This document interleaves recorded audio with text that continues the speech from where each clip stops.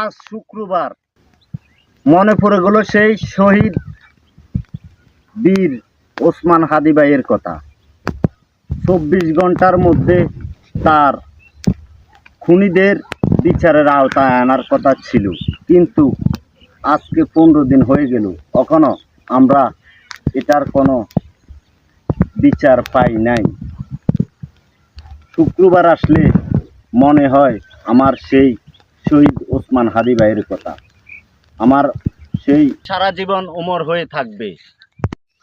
আমার ভাইয়ের বিচার চাই আমরা, যতক্ষণ পর্যন্ত আমার ভাইয়ের খুনিদেরকে ধরে সর্বোচ্চ শাস্তি দেবে না, ততক্ষণ পর্যন্ত আমাদের অন্তর ঠান্ডা হবে না।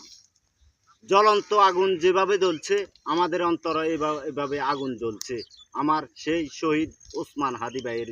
ইনকিলাব জিন্দাবাদ, ওসমান হাদি জিন্দাবাদ।